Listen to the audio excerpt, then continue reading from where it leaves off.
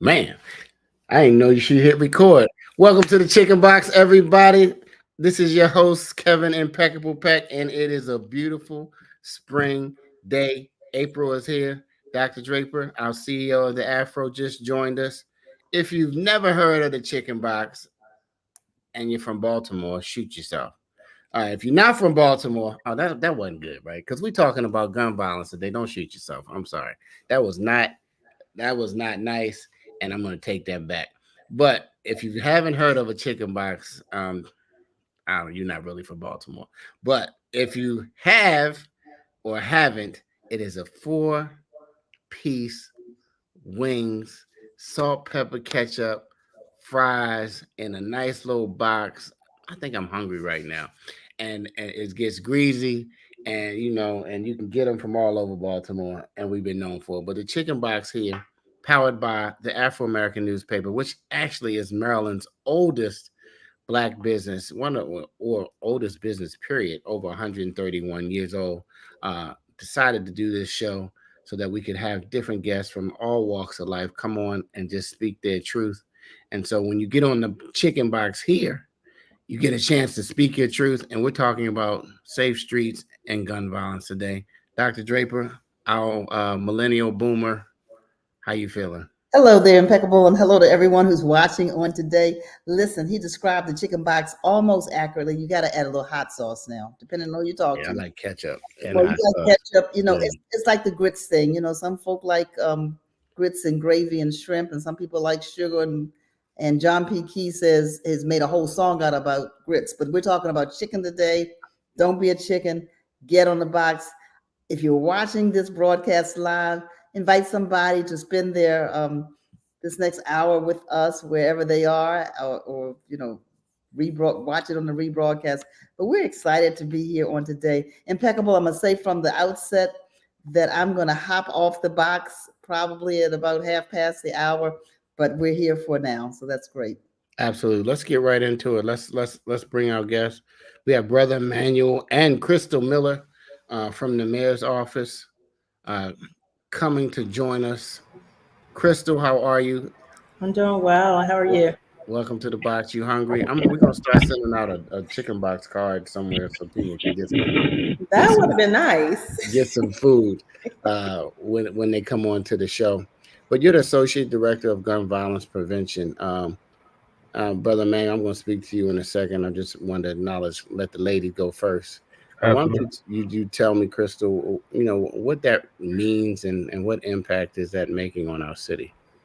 Sure. So I am, as you said, the Associate Director of Gun Violence Prevention for the Mayor's Office of Neighborhood Safety and Engagement. And in my role, I am responsible for really coordinating and providing oversight to all of our gun violence prevention work and initiatives. So that includes Safe Streets, that includes our community violence intervention ecosystem, our group violence reduction strategy, work, and partnering with organizations throughout the city that are doing tremendous work to really reduce the violence from a city side, building partnerships and relationships, and making sure that we are being accountable and doing what we said we're going to do. Um, we have had tremendous impact since the inception of Monty on the violence in the city. Gun violence is down. Gun violence in the safe streets catchment zones is down. We've had a site this year that was recognized for achieving over 365 days of no gun related homicides. And we are preparing for the summertime so we can continue to impact the gun violence, impact individuals that are impacted by gun violence and communities that are impacted by gun violence. Crystal Miller, welcome to the Chicken Box, and Thank you. thank you for being the director of such a relevant topic, not only here but the world. So this broadcast goes across the world to anybody that has an internet connection, and hopefully they get something out of what both of you guys shared today. Brother Emmanuel, How you director doing, of sir? Safe Streets Belvedere. Okay, let's Yes, let's sir. let's introduce yourself and let everybody in the world know where Belvedere is. Uh, I'm Brother Emmanuel Well, the site lead, site director at Sixth Street Belvedere. That's in the Park Heights area, not the east part of Belvedere. 1 to 10 sites. Of course, we are a part of the mayor's community violence intervention programs network, where we mediate conflicts to reduce shootings and homicides in targeted areas where they that's most have the most high risk individuals and crime related area that relates to gun violence. Absolutely. Welcome to the Chicken Box, my brother. As I said, our church used to walk those streets, Park Heights and Belvedere, back in the day. Where the seniors were scared to come outside. Where was a lot of people, but people did stop and talk to us. Uh, and I mean, we even talked to some of the guys who were on the corners. You know what I mean? Some even were willing to talk and share. And so I applaud you for everything that you're doing. But we want to know more about these organizations because some people may have never heard uh, of the Safe Streets program, or that the mayor had even, sometimes you elect people and you say, well, what are they doing, right? And so now this is some evidence of an initiative that they've put forward from Mayor Brandon Scott. And we got the guest on. So we'll start with you, Crystal. How long has the program been in existence? Safe Streets has been in existence since 2007. Monty is a newer agency. It was created when Mayor Brandon Scott took office. And so we are just over 2.5 years old and are excited about the work that we've done over that 2.5 years and excited to continue doing the work that we've been doing. So back in the day, they used to always say, like, how many murders of a specific city uh, had. And so just give us an example of maybe some statistics, because when you say things are down, are murders down, or is it murders by gun violence down? So we've looked at homicides. The homicides throughout the city are down. We ended 2023 with a record-breaking statistic of homicides being down. I believe it was just over 20% reduction in homicides from the previous year. And this year, what I can say for Safe Streets, that there is I believe it's a 10% reduction within all 10 Safe Streets catchment zones in total, reduction in homicides and shootings. There's a reduction in shootings as well for the Safe Streets catchment zones, about 7% from January 1st to now. Dr. Draper? Well, I guess thank you both for being with us today. Impeccable mentioned the Lord's Church, and I know that Bishop Elliott and others are still very much active in that Park Heights community. What's the name of that group, Brother Emmanuel? We, our, us? We are us. Yeah. So you all work with them, I'm sure, as well. One of the concerns, and I'm a Baltimore City resident, a proud, lifelong Baltimore City resident. One of the concerns that we hear about in the city is the amount of young people who are involved in gun violence. In fact, I think I read a statistic, I don't know how recent it is, that like 1 in 8 gun incidents involve young people. What are you seeing, Brother Emmanuel, out there in the area? I know you're in one of the 10 zones. Are you seeing an increase with our young people? And can you say a little bit about that? Absolutely. One of the things that we do at here at Belvedere is we got a good relationship with the one middle school that's in this area, and that's Pimlico Middle.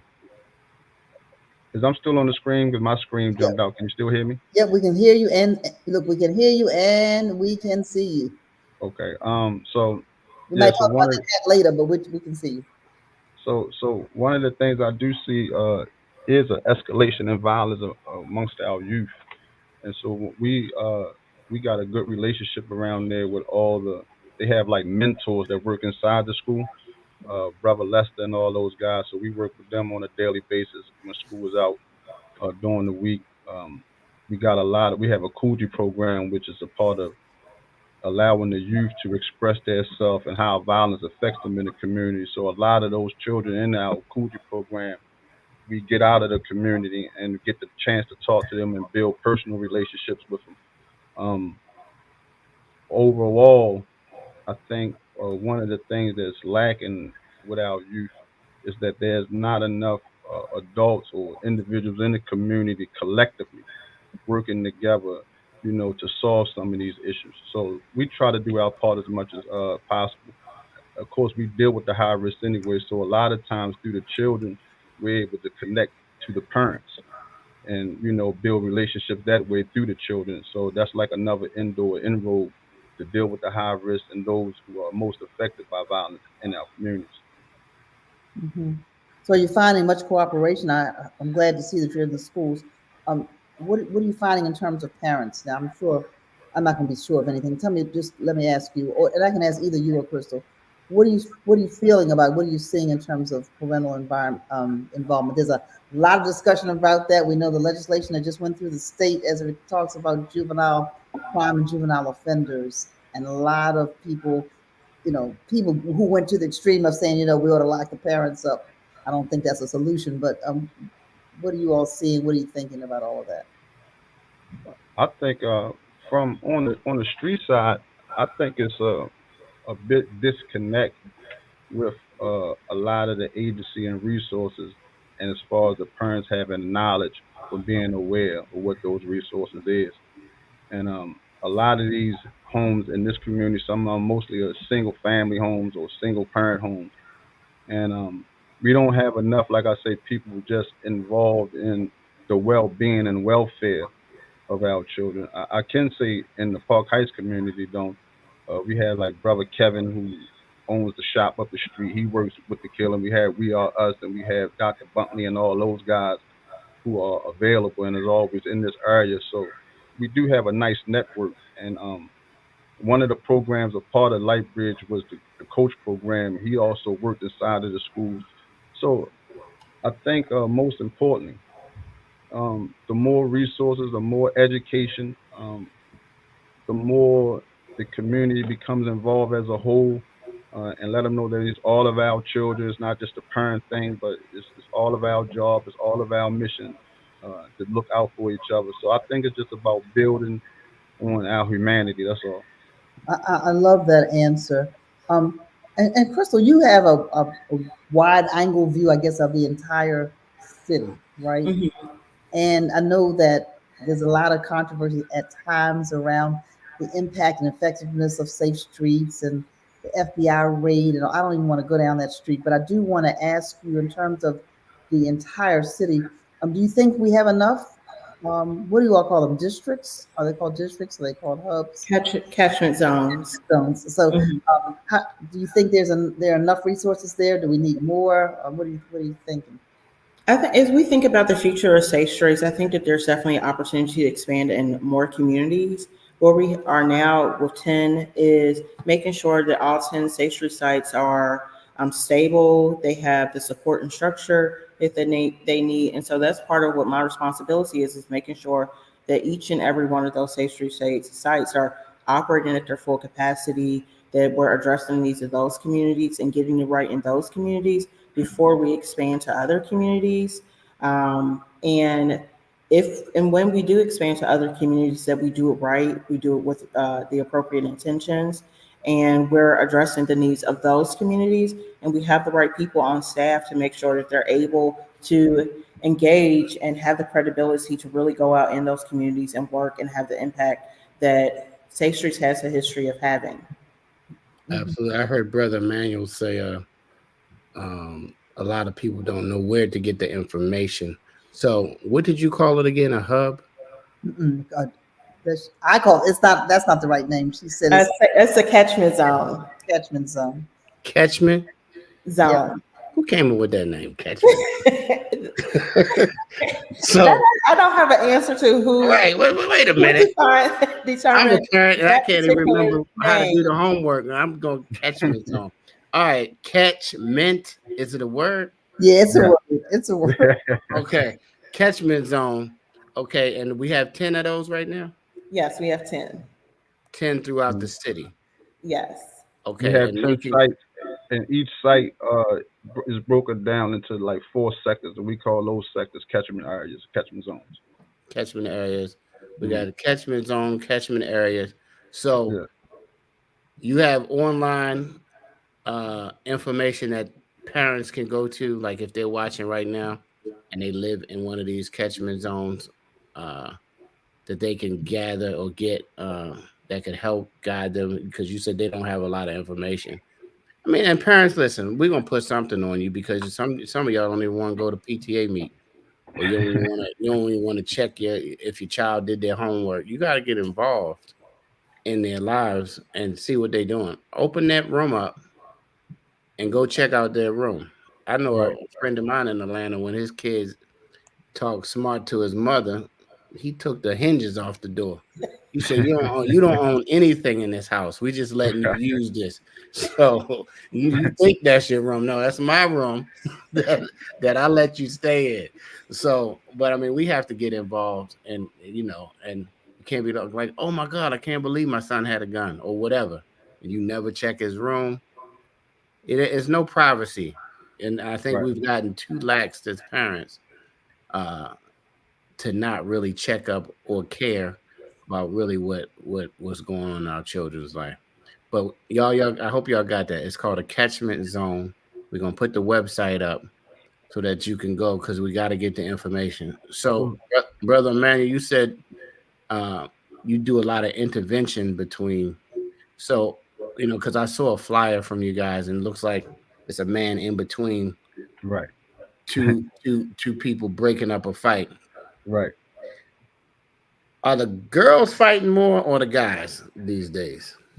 You know what's funny at the school is actually the girls fighting more than the guys now. You would think it would be reversed, but it's definitely actually the girls is a little more active than the boys, a little more wilder. You know, I don't. They say that women mature a little faster, so maybe it's their level of maturity.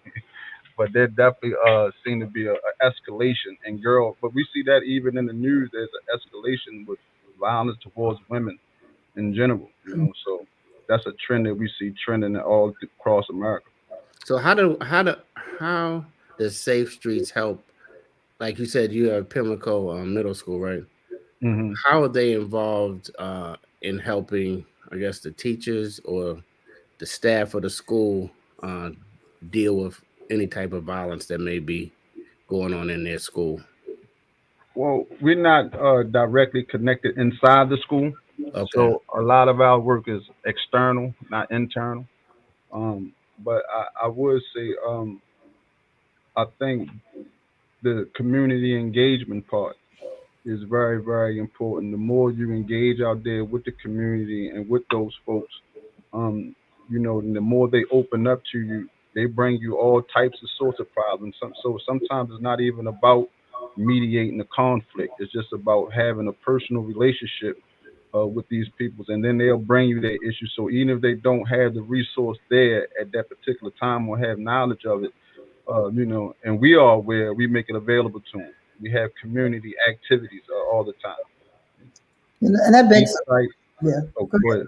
No, No, no, I go was gonna say each site throughout the month should at least have one community event, one community meeting, and at least a youth council meeting. So if you do those things and you reach out, give out as much public aid, educate the public as much as possible, constantly doing effective and aggressive community engagement, you will hear a lot of those problems, and then you will be able to resolve some of those issues while you're building trust in the community.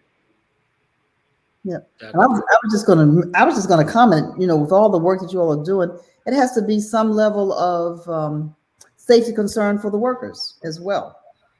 Absolutely. You're intervening in things. And so I'm curious about, and I don't know which one best to answer about staffing. Are you looking to hire and what kind of people? There's a lot of questions because I would imagine if you're going in to intervene, thinking about the Brooklyn Homes situation, for Mhm. example, and that was one of the newer, I want to call it a hub, but I know it's a catchment area within a catchment zone. Anyway, of Right. thinking about that and but I'm just curious about that. I said it takes a special kind of person to really do this work. What's it look like from your vantage point in terms of, you have enough people? Anyway, is it dangerous for those who are doing this work? Uh, well, absolutely. You know you're dealing with conflicts and mediation with the high risk. So there's always a danger. I think what makes it easy or natural for most of us is that we hire credible messages. Hmm. And hiring credible messages, they are usually brothers and sisters from out those communities who have relationships in the community, who already have a sense of trust. You know, they're known there. So it's not like we are hiring strangers. We try to definitely hire from out the community, um, because, as you know, in any field, when the experience means the most. So, you know, most of these people have shared these same experiences, Hmm. and having those same shared experiences, it's almost a knowledge that's almost given to them that's not taught.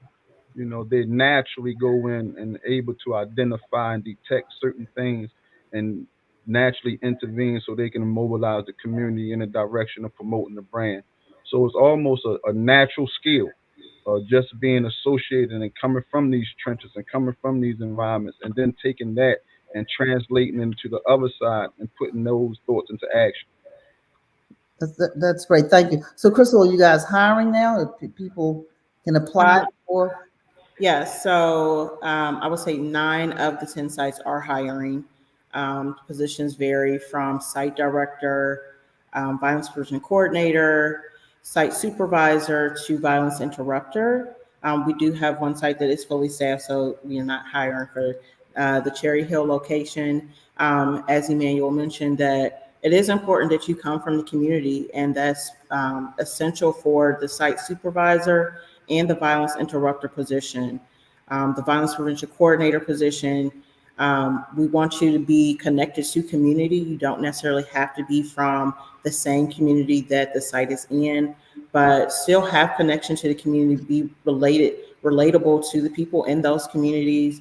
That position is someone that is planning those community engagement events. You're engaging with the community associations and identifying resources and partnering with organizations that can provide resources based off of the needs of the community. So that's why it's important that you have connection to the people in the community and are able to relate to them. And then the site director is also another position that, of course, we want you to have familiarity with the community, be able to identify and connect with the community, but you don't necessarily have to be from that community for that particular position. It is a leadership and administrative role, but also someone that's getting out there in the community and engaging with people. A site director may also do a mediation. They may help lead an event and attend community meetings and partner with community associations. So again, it's important that you relate to the people that you're coming to work and be a service to. Absolutely. So is there much cooperation and partnership with churches in these areas? I think that that's up to each site. So Emmanuel can share more about what that looks like from the Belvedere site, but we have sites that have very strong relationships with churches, and we get to continue to build on those relationships. I think that's part of the work every single day is identifying where there are new relationships that we get to build on, the sites get to build on, and really use the churches, use what's in the community as a resource and a support system. It's good to know. I would just add, one of the responsibilities as a director is to establish faith-based leadership so that we can connect and go out in the community. Because when there is something tragic that transpires in the community, like a shooting or a homicide, you want the community leaders and voices of the community to be out there speaking. You don't want to just be shouting with a bunch of safe street guys, but you want the community involved, as a whole. And in most of these communities, we have a lot of churches, and the churches have always been for our people, the forerunners of issues when it comes to social problems. So we definitely try to keep the church involved as much as possible. Absolutely. I think I got knocked off. You froze. You I froze. was on an unsafe digital street. So look, if you just tuned in, this is the Afro, and we're talking about gun violence here in Baltimore, and it can apply to all communities. as well as Safe Streets. We have Brother Emmanuel, and we have put that down real quick. I can't see the name. Taryn. Crystal Miller. Crystal. Lord.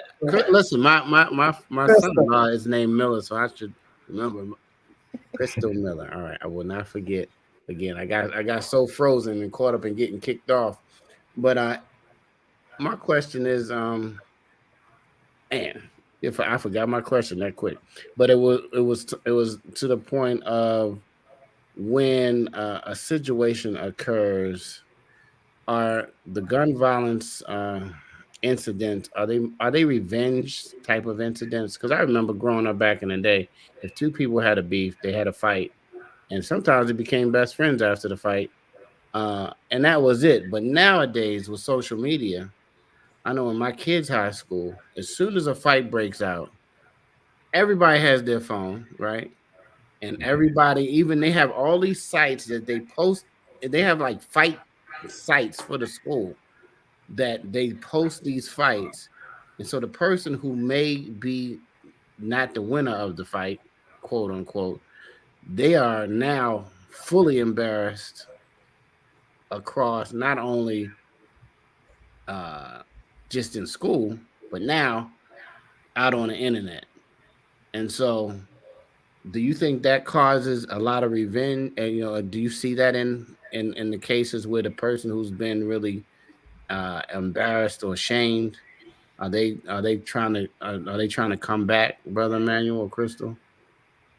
Absolutely. So one of the things is I'm glad that you brought that question up because one of the things that I know on the Life Bridge that they're trying to develop in the near future is having a digital responder. And that digital responder, I think through pause, I think that's the street pause. I think that's what they're trying to get it through. I think the digital responder's job is to be looking at social media and going through that because a lot of problems and a lot of situations definitely arise from social media, the internet, words trading back and forth, other people getting involved. So that's definitely one thing that we're looking to in the future, and we definitely talk about it in some of our meetings or hear about social media and how it affects definitely the youth. And like you said, when someone is embarrassed, uh, it's hard sometimes to hide those emotions and not want to react to whatever situation that occurs. So that's definitely something we're looking forward to. And uh, again, the youth program here, that's a part of our media outlet as well, because they do media and podcasts. So it definitely gives them a chance to reach out to some of the youth, and we talk about those issues with the youth as far as social media and how it affects us every day in our lives. Right. Do we do any? I know we said you guys have at least one community meeting a month. Is there anything where you train, uh, are able to train the teachers? Because when those things pop off in school real quick, I mean, some of them kids are coming at the teachers so hard that they have to pretty much defend themselves to not get hurt by some of these kids. I mean, it was I always think a that big goes to junior what high you school were talking. kid in every school who was bigger than one of the teachers. Right. I think it goes to what you was talking about earlier, though.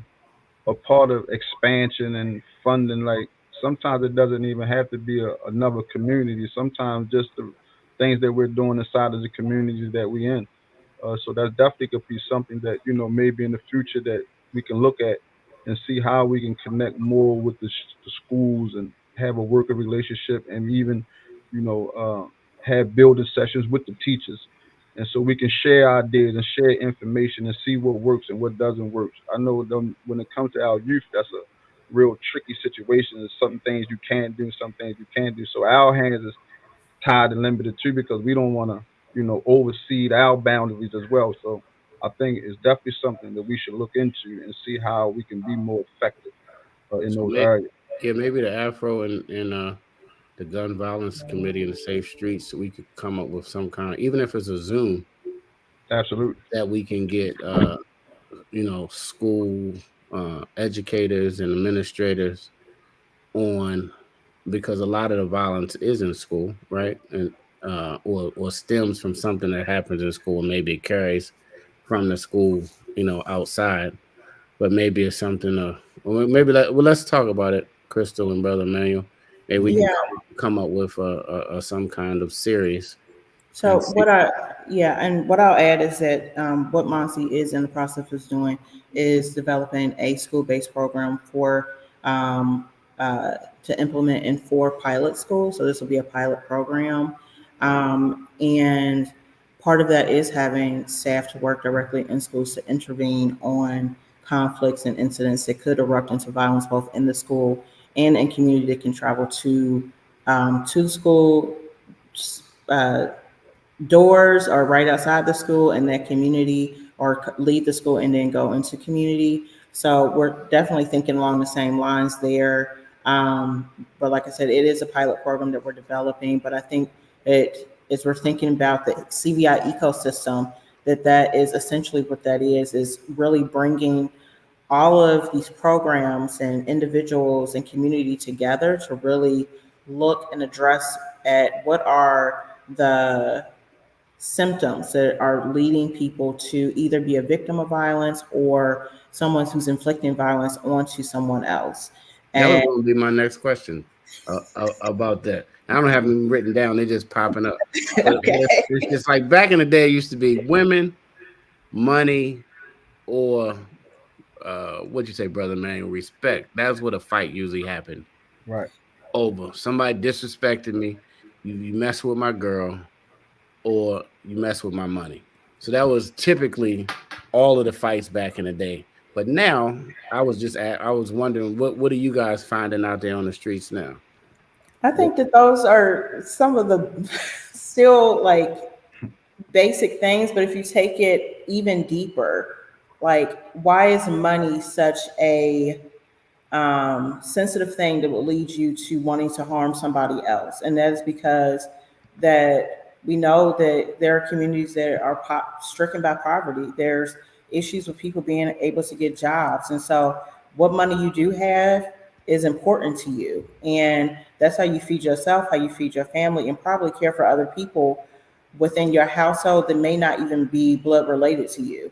And if we take it a step deeper and really look at what are some of the systematic issues that have been an attack on communities that are typically plagued by high rates of violence, these are things that are much bigger than just women, respect, and money. So it really goes deeper to that. And I think that that's one of the things that community violence intervention really takes a deeper dive in looking at, is that there's more to what are the causations of violence. It's not just that we have violent people. There's people who've been traumatized by years and years of systems and years of their community going without. Right. So they don't even know it. It's something subconsciously that it's like a invisible mental jail. Absolutely. And That this is why I violence, like. Go ahead.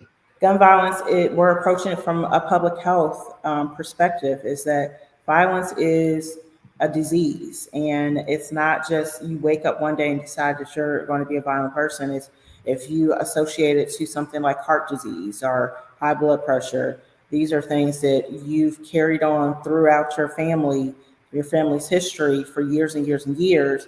And so we get to look at and treat violence in the same way, in the same manner, and change the norms around how we approach conflict and how we approach these things that are systematic issues and have plagued communities, and look for how do we address those. So now we're taking a different approach to violence versus just arresting or saying you're going after someone because of money, women, and respect. But what is the cause that makes you so upset about the women, money, and respect?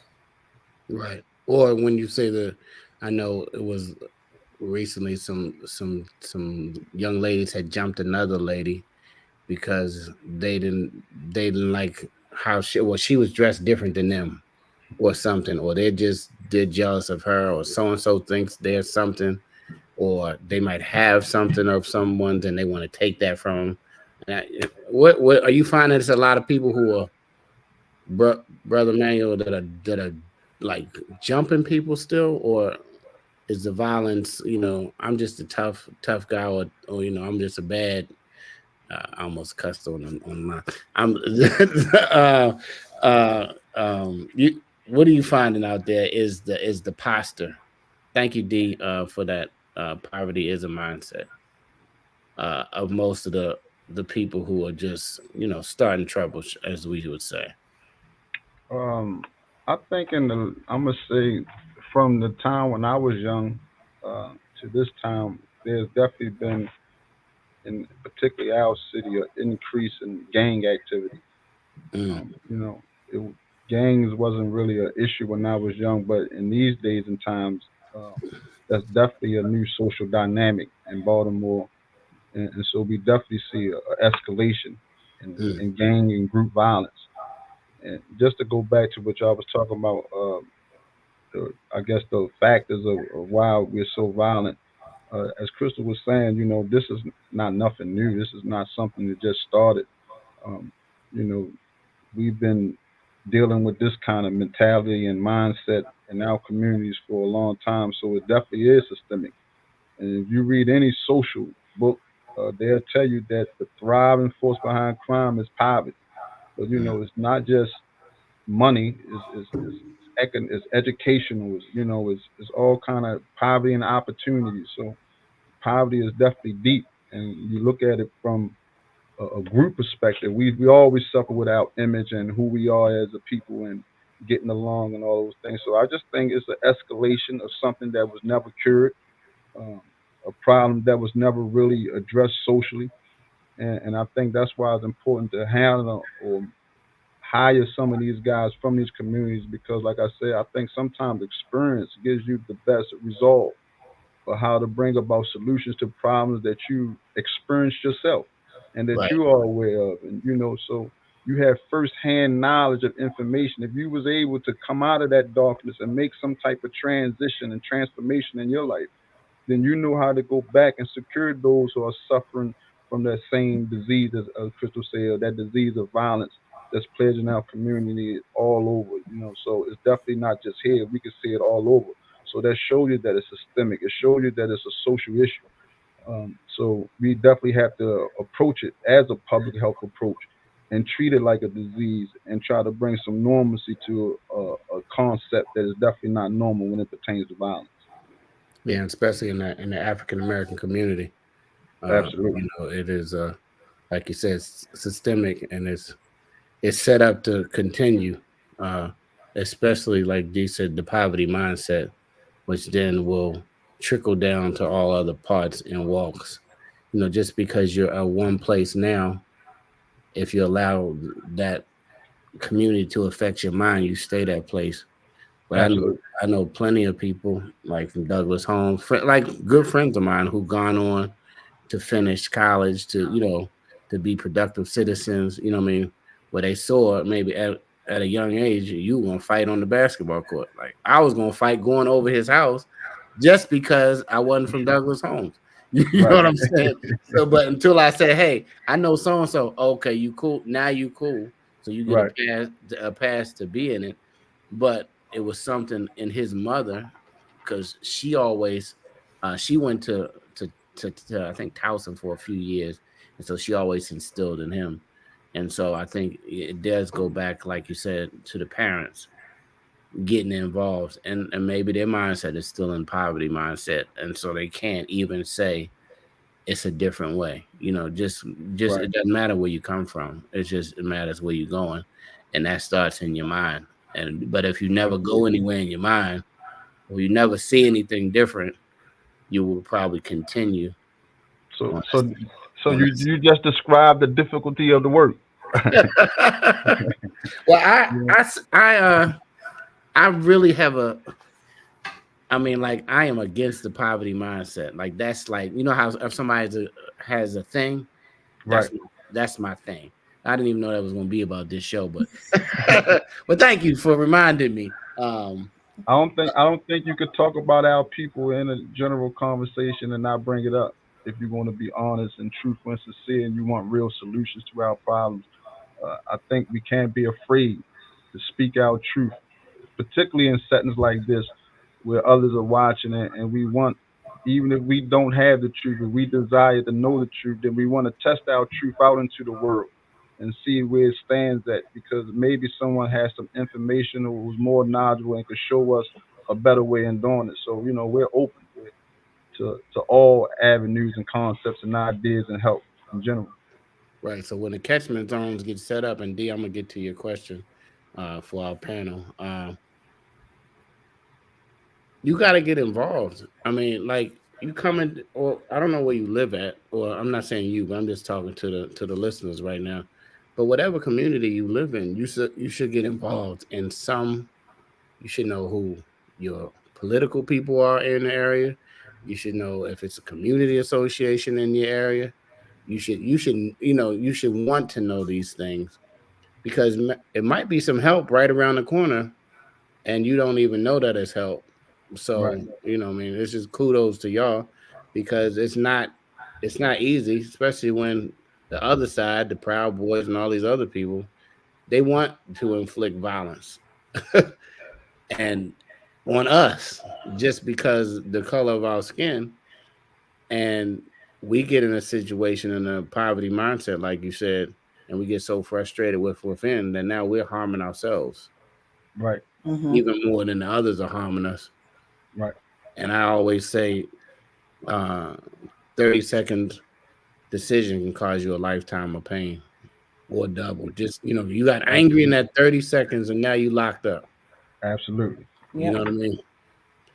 Before it was just a fail when you lost and that was it. But now it's Right. it's the first thing now is I'm going to shoot you. Talk to me about why is the gun the first go to? And these guys can't shoot, so they all shoot like this, and they hitting little babies, and they, what I mean. Why do you think the gun is the? No, you know what? Let's get to D's question first. I'm sorry, D. How Hmm. do we increase parental accountability in our effort, I guess, to increase positive community influence? I'll say, and definitely pass it to Emmanuel afterwards, is that this is about having that holistic approach and about the engagement that happens in the community. And so one of the things that Emmanuel mentioned is that sometimes getting to the parents means starting with the young people, starting with the kids and engaging them. And then that is a branch to parents and being able to connect with parents through their children is one avenue. But I don't think we have all the answers about how do we increase parental accountability.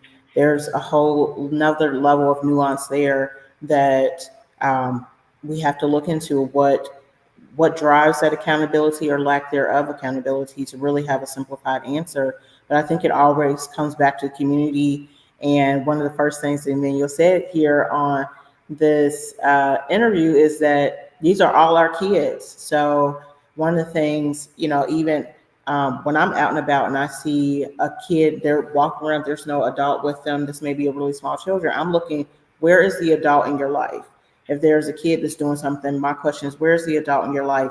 But I also have to be careful because there are some adults that don't want you to interact with their children. And so, we kind of lost that sense of responsibility for all kids. And I think it's really important to get back to appreciating that care that adults have for all children. Absolutely. I'm glad you brought that up. If you just tuned in, this is Safe Streets in Baltimore and gun violence prevention. Something that the city's institute is. It's 10 different catchment hubs. Am I saying it right? Catchment. Catchment. Catch- Catchment areas, zones, whatever it is. I'm gonna get that So, name brother, changed. brother, you're not being impeccable today, good brother. Thank you, for getting me straight. Now, let me just say, there's help out there because you started to do something, and a lot of times, we can't go anywhere because we're just talking about it. So it's not going to be a perfect system, Right. but you got to start, right? So the fact that you started, I applaud it, uh, and it can just get better because each year, we can throw the percentages, but you're making a difference in somebody's lives, I, and you I, can't. I, Go ahead. I wanted to add about that accountability part.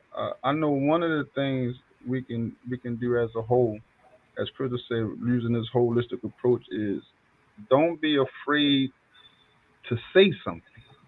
Mm, You know, like I mean, as a community, period. Like a lot of us feel or act like that we're concerned, but when it comes to doing the work or putting in the action, we're missing an action. Sometimes it just take a word, and a word, the right word can change someone's mind. So if you see parents and out there, or you see the children, and you know that the parent might not be doing their best for whatever reason, then just offer a word or some kind of gesture, and that helps alone. And if all of us start being concerned with the conditions of our community as a whole, then we can really change it. But it takes all of us, not just one person. Like I say, it takes a village to raise a child. We've been hearing that all our lives. So all of us, some of us are in a childlike state mentally, you know, and that childlike state mentally, no matter what your age is, sometimes we need guidance. We need somebody to help us and instruct us to the right path. So just the community as a whole has to be more involved with their whole self and wanting to solve the problem. right. Let's I mean, action speaks louder than words. I guess that's what you're saying more than anything. Everybody's Absolutely. everybody's concerned when something happens. I can't believe something happened. But I think, everybody still has a responsibility, one for their own household, right? First. Absolutely. And then your circle that you come in contact with. And sometimes you're gonna be the light of your circle, right? And all of your circle might be dark, but when you walk in the room, now you bring the light. And so that might be your responsibility, because only God can touch everybody at one time. Right, right, If you believe that. right. But until that, he's like, he got some work for us to do. Crystal said, "Why we are? Is it fear?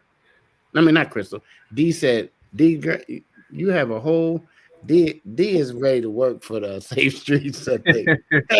He said, "Where are the real soldiers that we need to uplift our communities?" Are you finding that it's more women or men that are getting involved in the Safe Streets? um,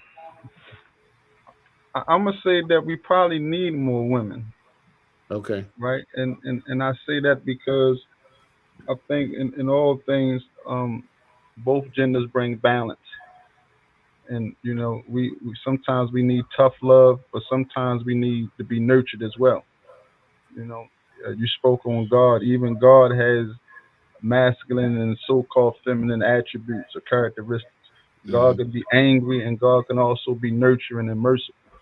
So I think it takes those same kind of components in our communities. We definitely have to come with hope and love, because you're going to be tested.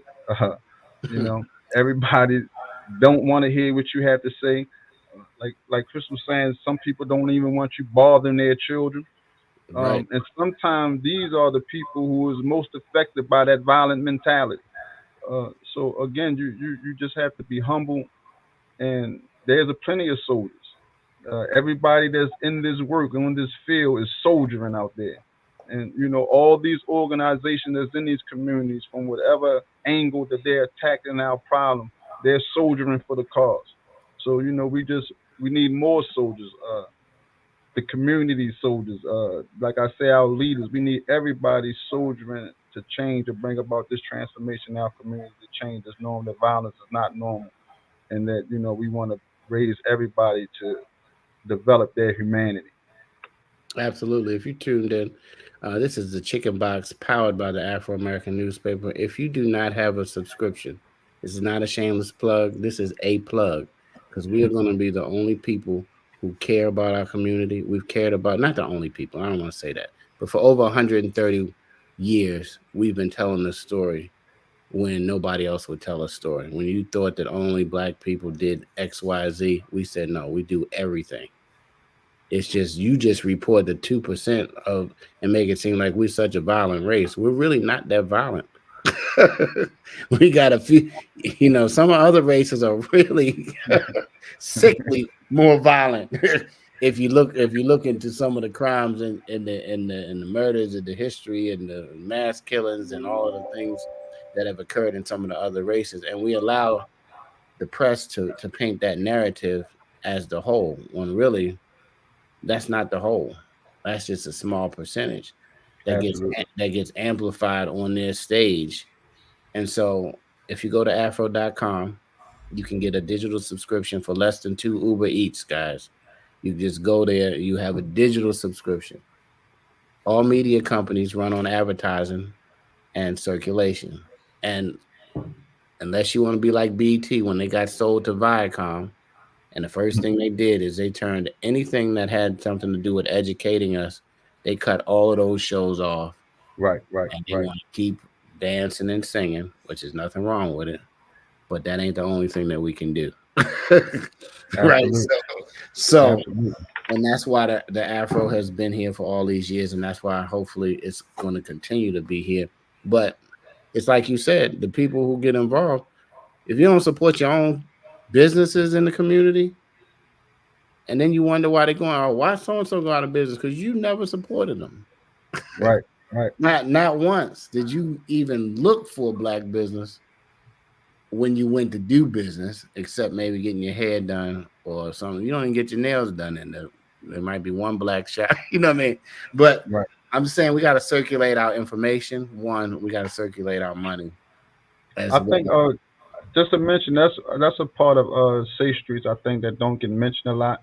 Okay. A lot of times we definitely connect with small vendors, uh, from our that we might know and reach out to definitely try to support our businesses and our community in all ways possible. So that's definitely one avenue that I don't think we speak about enough, but we definitely do that. Reach out to definitely local businesses in our community and try to throw as much business their way as we possibly can to help them because that is a very, very important piece economically in our community. We definitely need economic development and we definitely have to start with supporting our own businesses. Yeah, we think I heard you mention LifeBridge and some of the other people who support your programs. And it's other communities who care about our community too.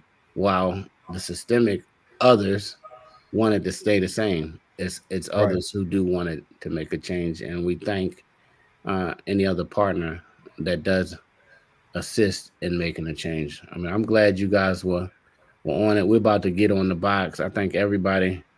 D, you are now a official Chicken Box correspondent.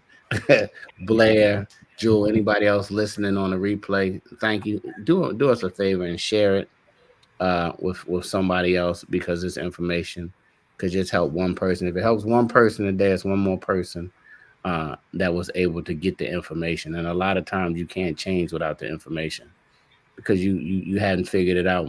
And that's in business or anything else. The reason another person's business is doing better, not because they're so much smarter than you. They just might have some information that you don't have, so you can't put the information to work. So you're not working it. So it's the same thing with the violence. It's the same thing. I mean, we didn't talk about the gun laws and all of the things that are coming into effect. Do you want to touch on that before we get out of here? We got about 7 minutes, or you want to leave that alone? We're going to leave that one alone, but I do want to update and correct myself about some of the statistics that I gave earlier. For specifically for Safe Streets year to date, homicides are down 36.36% across all 10 catchment zones. Shootings are down 17.65% across all 10 catchment zones.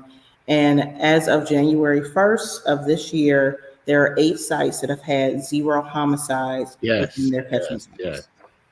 That's great. Now, when you say these percentages, can you put a number to it? Like, Yep, sure can. So there's been 7 homicides, and this is only for the Safe Streets catchment zones. And just to add a little bit more perspective to what that means, that out of all 10 sites, those catchment zones make up 2.6 miles out of a 90-mile square footage of Baltimore City. So that's not 2.6 square miles for each catchment zone. That's the entirety of the city once it's all accumulated together. So these are small areas in the city, but also doing really tremendous work and having tremendous impact within those areas. And so 7 homicides since the first of the year and 14 shootings since the first of the year. And that's in comparison to last year where there were 11 homicides and 17 shootings.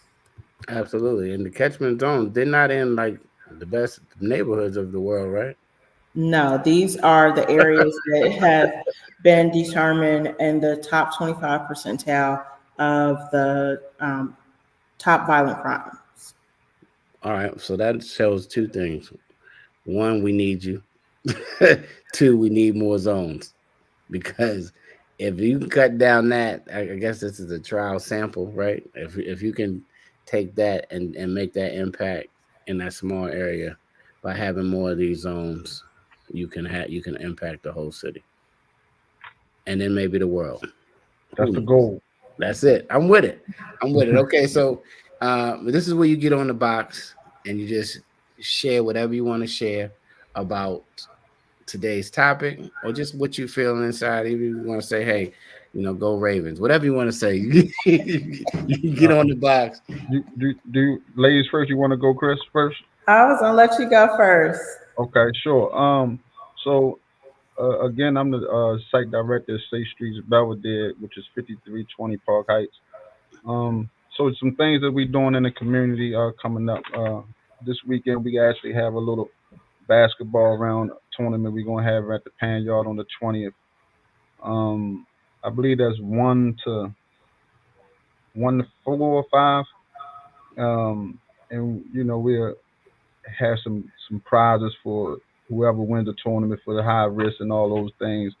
We got the Safe Summer Rally coming up on May the 21st. That will be starting. We'll have a walk starting, I believe, at the Franklin Square site, and we'll be walking from the Franklin Square site down to Carroll Park, where we'll have a little thing at the end, and then we have our summer kickoff, which is we have a Safe Street Summer every year, and the kickoff this year will be at Drew Hill Park, May the 25th. Okay. What do you want to say to anybody who has experienced violence or is angry all the time? Well, I would say that first of all, as a community, I think we have to be more susceptible to therapy. This is definitely a mental and mind thing, so we have to be open to getting these thoughts and these demons out of it, and we don't know how. Maybe the therapeutic way is a good avenue to try. But just on a personal tip, you can reach out to any one of us from Safe Streets anytime. You don't have to be from our catchment area. Our doors is open. It's a public setting. We don't have no restrictions. Anybody can come in, and anything that we can offer, any resource, any way that we can help your situation. We're there. Our arms is open, and we definitely come with love. Man, I love it. Nice meeting you, brother Manuel. Thanks for coming and taking your time out. Yes, sir. And thank you for brother Pecker. man everything you do for our community. The Afro appreciates you, and I know everybody else out there does as well. So if you see me on these streets, holler at me, brother Manuel. Absolutely. And let me just say one more thing. It's a great honor and privilege to be associated with the Afro. I remember seeing my mother on the back of one when she was working for the union. So this is big for me. It's definitely a blessing. So I appreciate you, brother. Absolutely. Yeah, we got to look in the archives for that. I actually have the newspaper. I might have to send you a picture of it. Hey, man, put it in the frame. Yes, sir. Put it in the frame. Thank you again. Crystal, you are on the box, director of gun violence, associate director. I'm making you the director. No, I'm not getting the director, man, but today you're the director, all right? Okay. I would just say, we're doing a lot of work. We have a lot of programs. We have a lot of efforts in place, a lot of initiatives. I definitely salute the work that Safe Streets do every single day. I salute the staff. They are literally putting themselves between a conflict and what could turn potentially violence and making it a nonviolent situation. So I applaud the work that they're doing, engaging the community, and I look forward for us to continue to have tremendous impact throughout the city of Baltimore and really grow and expand in this community violence intervention work that we've been doing over the past 2.5+ years, and having more impact and engaging more communities, engaging more programs, and really making Baltimore a highlighted city for the charm that it is nicknamed for versus the violence that people like to associate it with. Beautiful, beautiful. Crystal, again, Crystal Miller, you now family, because my my daughter is married to Mike Miller, and so the Millers are now in my family. Okay. And you from Cincinnati, so if you see me, don't act like like we're not family, okay? I'm trying I will to get in the jump the line or something in one of those city events. I'm say, Crystal. So no, but thank you for all you do. It's in another group that I'm involved in. We always say just do the work. You know what I mean? Stop talking about it. Just do the work. You'll look up and you'll see that you made a difference in the day. Again, I would just reiterate that your decision determines your destiny. Count to 10 before you talk to your children, your wife, your friends, and you say something that you really didn't want to say, or you really act out and do something. And fellas, you ain't gonna never be the woman talking. So just turn your back and walk. Even if she cuss you out when you turn your back, don't walk away from me. Walk away, because when they get too close, and ladies, when the guy walks away, he's really trying to say that he needs to calm down and he needs his temper to cool down so that he doesn't act out violently. So give each other the space to walk away, so maybe you can avoid some of the violence in advance. Use wisdom. Parents, get involved in your kids' life. They didn't ask to be brought here, but now you brought them here. It is your responsibility to guide them in the way that they should go. And they might not go that way, but it is your responsibility to give you the direction. And if you're not giving them the direction, the street is going to give them the direction. And if you're not giving them the correction at home, I know some people don't like to spank, but you better spank them kids, because when the street spanks them, they're going to either be dead or they're going to be in jail. So you need to correct them early. And parents, I like how D said, D, I got to look through your 100,000 messages. I'm just joking, D. We love you. Where you said maybe it needs to be a class for teaching people how to be parents again. Because they don't teach those in college. They don't teach money courses. They don't teach especially our community, any of those things. So I'm looking forward to zero violence in the city of Baltimore. I'm looking for us to really say this is a human being and a person, a dad, a mother, a sister, a brother, that you're possibly ending their life if you're making a bad decision. I'm looking for us to have some compassion as human beings, especially for our own people first, but for anybody, any human being out there, have compassion, and just think and say, is it really all that? Now, if somebody's breaking in your house in the middle of the night and you shoot them, they what I mean? It's almost like that's what they wanted to do. You know what I mean? But if you just got in an argument or whatever, a disagreement, and all of a sudden, and now you're gonna take somebody's life, you will be regretting it. As do y'all do? Man, I want to keep the show going. Do y'all do jail visits with any of these kids?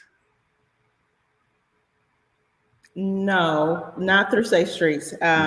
We don't do that. That wouldn't be Because part Scared of it. Straight got me together a long time ago. But We anyway, don't do jail visits, but we will. In the manual, we are allowed like to help with community service and things like that okay. for the high risk. So Oh yeah, that's good. that's one of the ways we deal with it. Yes.